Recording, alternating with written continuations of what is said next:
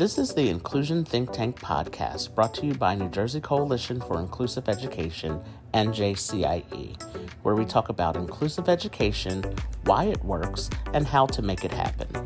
On today's episode, we welcome our guests Corinne Catalano, Eva Kovacs, and Rosanne Yezzo.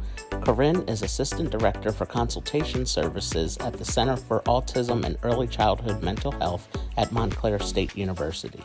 Eva and Roseanne are lead infant and early childhood consultation specialists at the Center for Autism and Early Childhood Mental Health at Montclair State University. Corinne, Eva, Roseanne, and I discuss the perspective of the early childhood educator as it relates to inclusive education.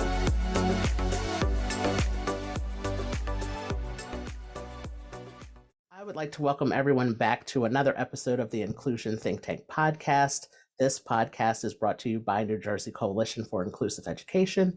My name is Arthur Aston, and I am your host for the podcast. And today I have three guests with me for this episode, and we are going to talk about the importance of starting inclusion at the preschool level. So I would like to welcome my guests to the podcast, Corinne Catalano, Eva Kovacs, and Rosanne Yezzo. So thank you all for joining me today. Thanks for having us. Thank you for having us. Yeah, so I would like to start off with allowing you all to introduce yourselves. I will start with Corinne, go to Eva, and then Rosanne. So if you could introduce yourselves and tell us many things fun and interesting about yourselves. Sure. Hi, I'm Corinne Catalano. I am the Assistant Director for Consultation Services at Montclair State University's Center for Autism and Early Childhood Mental Health. I am the project lead for a partnership that we have with the New Jersey Department of Education and the New Jersey Coalition for Inclusive Education. We call that project the New Jersey Inclusive Education Technical Assistance Project, or NJIETA. And our mission really is to expand inclusive education for children with disabilities across New Jersey in pre-K through 12th grade.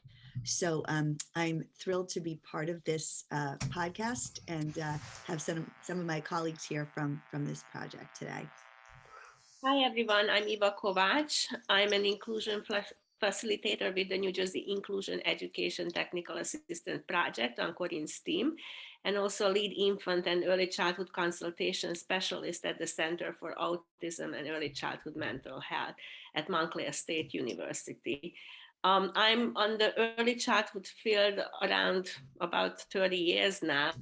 I was an elementary school teacher previously in Hungary, and then I became a preschool teacher here, working in an Abbott state-funded preschool classroom in New Jersey for 11 years before I moved on to New York and worked as an early childhood coach when they rolled out the universal preschool program there. I was working as a master teacher before I became a coach for the Montclair State University.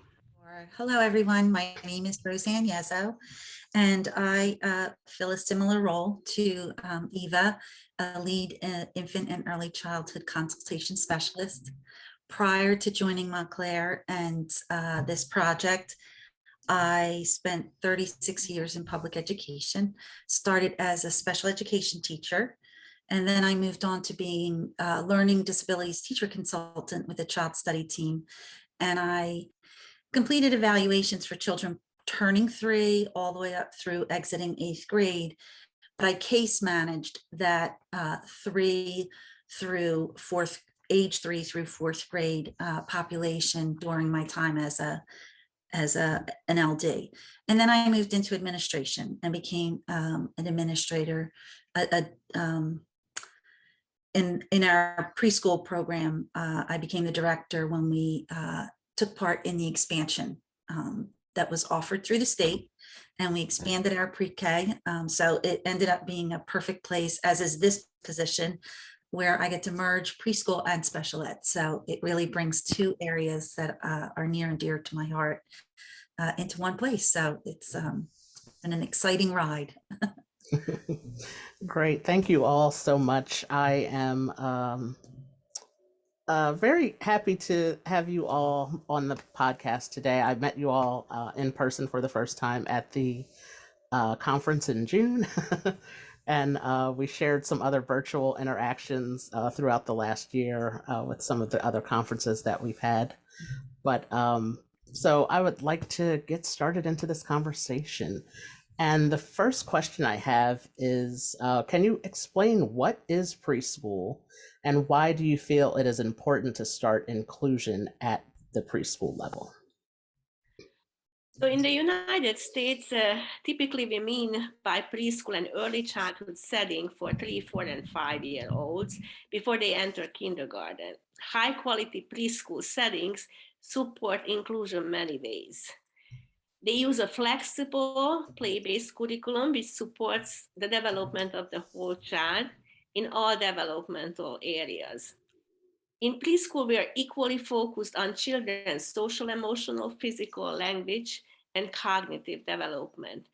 So when you go to a preschool classroom and see many interest areas with quality materials that the children can touch and feel and manipulate, you'll know that in this classroom, the children are encouraged to move around, explore a wide variety of material, use and learn through their senses, through their many senses, which is really how all young children learn at this age. In addition to that, we carefully select the materials, different type of materials, to address the wide range of developmental levels in the classroom. Example, we have different type of puzzles, those chunky puzzles with the knob. So children who have not developed the fine motor skills and the grip as much yet as the older ones, they can still manipulate the puzzle pieces. And we have interlocking puzzles, floor puzzles, puzzles with less and more pieces to address the different abilities of the children in the classroom. The teachers and the staff works with the administrator to create a well-balanced schedule. So the children participate in teacher-directed and child-initiated activities in large groups, small group, have opportunities for quiet and active time throughout the entire day. This schedule allows the preschool staff to individualize their interactions with the children so they can be responsive to their needs. For example, during choice time, teachers circulate around the classroom and spend time in the different interest areas to scaffold children's learning, individually or in small group. There are many opportunities throughout the day for one-on-one interactions and learning in small group, which is also essential for inclusive classrooms. So all these qualities that I'm trying to explain is really important for inclusive classrooms, but it is also typical in high quality early childhood settings. In many preschools, we are also moving towards using an authentic assessment, which looks at children on a developmental continuum, meaning that even two children who are the same age can be at a different developmental stage, which of course changes over the year. We use a strength-based approach in preschools to identify and support children's needs and how to meet them. The assessment is embedded into the daily schedule so children can demonstrate in their natural environment what they understand and what they can do. We are not really focused on fixing the children, rather we identify where they are developmentally and how to take them to the next level. This approach to preschool education recognizes that children come to us with a wide variety of abilities, and our job is to meet them where they are developmentally. So in a preschool classroom, we must differentiate our interactions, the activities, the available materials to meet every child where they are. So we naturally do this with every child already. The earlier we start to include children with disabilities, the earlier they will be surrounded by peers who can model communication, language skills, social interactions, how to make friends. And these are very important skills for the future for every child. Inclusion is also beneficial for their typically developing peers, since this is the time when young children develop empathy, how to share, take turns, and other social skills as well. We talk a lot about feelings in the preschool classrooms. Help children identify their own feelings and their friends, what makes them happy, sad. Young children pick up these social cues from their environment during this age very easily and love to help each other. When I was a preschool teacher, I had a little boy in my classroom who had ASD, and he wanted to sit always on the same chair. And in a high quality program, you don't have assigned chairs for the children because you want them to mingle with everybody. You want them to sit whoever they want to sit, make friends during snack time, lunchtime, during group activities. So the children were sitting wherever they wanted to sit, except this little boy, he wanted to sit always on the same chair.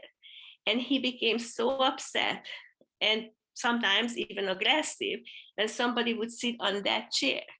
So we gathered with the children together and I asked them, what can we do about it? And they offered a solution. We can make a label for him. We're going to put his name on the chair so everybody knows this is his chair. So it is just amazing that at this age, when we start inclusion early, how children accept each other as they are with different abilities. And I think that's why we have to start this as early as we can. Yeah, I love what you said about meeting them where they are and figuring out how to get them to the next level. Like that's that's what it's really about. And yeah, it's amazing how kids really learn and kids understand so much at, like you said, such an early age. And I shared with you all experiences that I've had with some of my friends, their children, and at very young ages, it's just like, oh, okay, so those are your crutches or that's your wheelchair. All right, no problem. Can we go to the park now or can we go do this now? Okay, cool. So it's really true that children pick up on things and really understand things at such an early age. So it is important to introduce inclusion um, at the preschool level. And, so that way when they get older, it will be something just regular for them, something normal for them to see in their everyday classrooms. So the next question I have is about the Abbott decision. Can you explain what the Abbott decision is and what have we learned from it? Um, how has it informed the preschool expansion aid funding, and how does preschool expansion support inclusion? It's a very detailed question, but Sure. I know you all can handle that. Yeah, sure. So, just, sort of playing off of what Eva said, it's so important that we know, and we've learned through the, data that's been collected that children being in high quality educational environments is really, really critical to their future academic and social successes for, later on in their life. And so, but we also know that not everyone has equal access to high quality environments. And so that's really where the Abbott, sort of decision came in. And there's a long, very complex history to the Abbott rulings. But basically, if we think about that, through the Abbott rulings, New Jersey was the first state to mandate early education, meaning starting at age 3, for children, what we consider at risk of entering kindergarten or primary school cognitively or socially behind their more advantaged peers. And so, prior to the Abbott ruling, the state school funding was found to be unconstitutional as it applied to equity and children in poor urban districts. So really what went on with this ruling was that stakeholders came together and really redid funding models for the state. But part of that, and it wasn't all about preschool, but the piece that we're going to focus on was about how it helped to create high quality preschool programming for children from historically underfunded communities.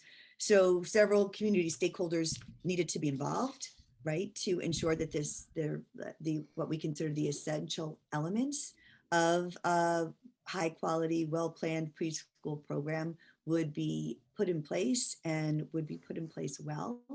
So those elements include things like qualified teachers, smaller class sizes, and standards-based developmentally appropriate curriculums for preschoolers.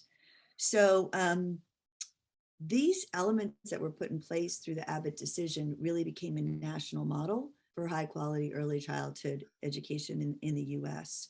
And the different stakeholders that came together included things like, different educational organizations, families and parents were involved in that, Head Start programs and different community preschool programs, school districts, of course, and higher ed institutions getting involved in helping to provide, education and training to expand the cadre of high quality teachers. Of course, the New Jersey Division of Department, of Education and the Division of Early Childhood Education played a big role in facilitating this collaboration amongst all those stakeholders that were involved. And their objectives really were, when this all started, was for universal access. And we talk a lot about that everyone needs to be able to have access to these high quality classrooms, but they need to be high quality, right? So also improving the quality of preschool, setting sort of these standards for what does it mean for it to be a high quality program, but also then collecting data to be able to tell this story of why this is important and how it did create different, learning opportunities that sustained children throughout the course of their education. So there's been many, many studies. Most of them, I think, that I've seen have really been done by NEAR, the National Institute of Early Ed Research out of Rutgers. But one I'll just say, different studies show the benefits of pre-K for 3rd and 4-year-olds, and found things like, for those students who attended those 2 years of Abbott preschool programming, their standardized test scores improved, and the achievement gap between those children and their more advantaged peers really closed, and in some cases narrowed by 20 to 40% through 5th grade and beyond in other studies.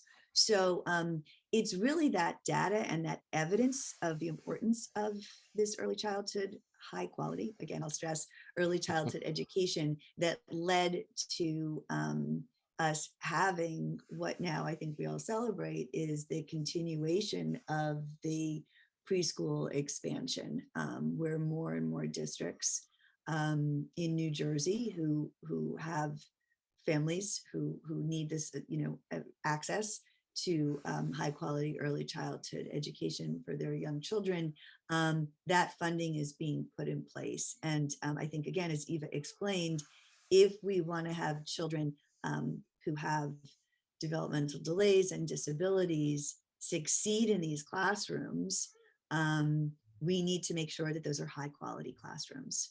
One of the things, that those of us who've worked in early childhood special education for years and years, I think we're always frustrated by was, except for those Abbott districts, in so many other places, because of IDEA, special education law, children 3, 4, and 5 had access to special education if they qualified, but there really wasn't a place for them to be included with their peers without IEPs, or children who were developing language typically, or developing play schools typically. So they were historically placed in what we call self-contained classrooms, because that's all there was in the district. And now we have more and more opportunities, both through the preschool expansion and then some other for the non-funded district for some tuition-based programs, for more and more children have opportunities to be in high quality general education classrooms with their peers so that inclusion can start early. Yeah, this conversation is bringing up a lot of memories for me because I remember being in preschool at a school specifically for children with disabilities. And, around ages 3 and 4, just being there with the other students that have disabilities. And, so it's good and always great to hear how things have evolved since then. I grew up in the 80s, in the early 80s. So to see how far things have come and how inclusion has become more of a topic of conversation and a big thing that people are looking into changing and having more inclusion is always a great thing to hear and to see how it has evolved over time. The last question that I have for you all is can you share how preschool assists with leveling the playing field when it comes to the differences in vocabulary and play, and also the importance of communication and the social aspects of preschool? Sure. So, going off of what both Eva and Corinne said, the preschool expansion just did that whole part of the expansion really created a system that provided a lot of support. So in a district that's receiving the funding, you get extra folks like a master teacher and a CPIS, which is a community parent involvement specialist. And they have particular roles in that program, and they bring certain expertise. And I think in just starting from that place of having those extra folks who are trained to really look at development helps us to know, or at least have a deeper conversation about maybe who should move towards evaluation and classification, and who would benefit from all the extra things that the master teacher, the CPIS, the curriculum, all these pieces that help us to really sort out, so preschool is a great place to provide support if it's needed, but it's also a place we have to be careful that we don't overclassify. So when I was a learning consultant on a child study team, the most children I ever declassified came out of preschool. So they make these great gains, and we get in there early, and we can, help with the things that that they need to go forward. So it really is, but because of the way that it's set up, we have the preschool guidelines, we have the curriculum, as Eva said, classrooms are small. You don't go over 15 students. You have a teacher and an assistant. The environment is key. What does that environment look like? And you have that master teacher to really help you work on that environment and make changes. So you can go into a preschool class and each environment will be similar, but not exactly the same. If you have a child that really needs some space where they need quiet and they need to be separated, we can do that. We can try to really to help to do that. So following best practices as they're laid out with the funding and with the preschool guidelines, following the curriculum, using the environment, and having the right kinds of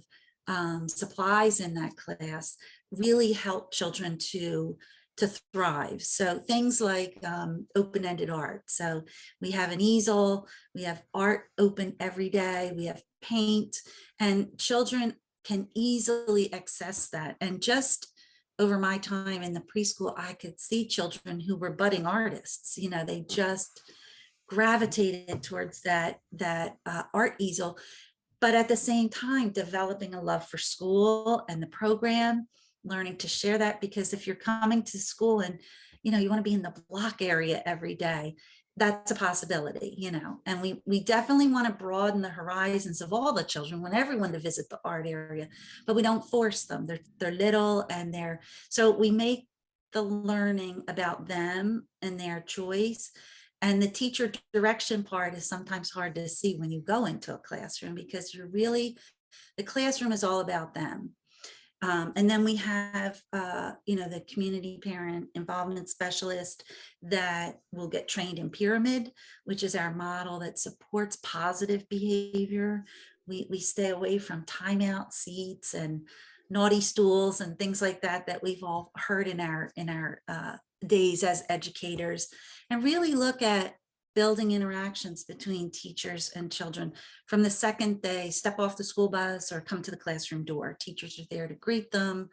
And during COVID, we had to change a little bit of that. There wasn't always the high fives, but we went to elbow bumps, just something that says you're welcome here, you're loved here. And children naturally thrive in that environment. So those children that are struggling developmentally, communication, we're really going to target where they need some help with the curriculum and the data collection tools that we use. So it really serves everyone. You have the supports. It's a welcome place for all children. And you have the expertise from some of those other folks like the master teacher, but the classroom itself and the environment have to be high quality, as Corinne was saying. And when it is, really almost any child will thrive in there. And the ones that are struggling, we have those folks to help us to really tailor what they need to be successful there. So I think just the whole idea of it promotes communication and social skills. And for children that are maybe struggling with some developmental things and letters and numbers, that comes later. If you can build those social skills and that communication and that love of school, then we can get children through the other tougher aspects as they move forward. But so that's our basics. And I think if that's what our classrooms look like, any child can be part of that. It's not you must be able to do this, to do that. You can be an artist, you can be a builder, you can be a bike rider, you can be, whatever it is that you love. We'll find something in that classroom to make you, want to keep trying and keep plugging along. So I think just the way that everything was set up over the years as a result of the Abbott district, and now with this push for high quality preschool programs, just really lends itself to success for any child, and a great place to start with inclusion. A play-based curriculum is just what children need to kind of thrive and get a really super good start in school. Yeah, excuse me. I can, when you were talking, I was thinking of how you said like the interactions and communication. Mhm. And, I think you can ask just about anybody and they can tell you about a teacher that made an impact in their life Mhm. because of, when you have a tough subject, if a teacher can really connect with you in such a way where you Mhm. can understand it and they really try to, work with you, I think, that, like I said, you can ask anybody about a specific teacher and they can tell you why that teacher made a difference. And most of the time it will be because they got to know the person Mhm. themselves and individually and really developed the relationship and communicated with that person. So Right. And the it's academics are good, but you're right. right. The interactions are, if those are there, you'll get to the other stuff. Right. If children feel welcome and loved and like school, I think that's a really great start, and we can give them that. And like I forget if Eva or Corinne said it, they're so accepting at that young age. So we start with that, and we just, everybody's here, so. So thank you all for joining me today. I really appreciate you taking the time and taking the time with the process of developing these questions with me. Thank you so much. It was great to work with you all and to learn about preschool and the current state of preschool and high quality, which is something that I'll definitely take with me from this conversation. The importance of the high quality preschool is so important. So I appreciate you all, and I will hopefully be in touch and seeing you and working with you again soon. Thanks. Thank you, Arthur. It was Thank great. you. Yeah, thank you. Thank you, Arthur. We thank you for listening to this episode of the Inclusion Think Tank podcast. This podcast is brought to you by New Jersey Coalition for Inclusive Education, NJCIE. Be sure to subscribe on YouTube, Spotify, or Apple Podcasts, and don't forget to follow us on social media at NJCIE. Until next time.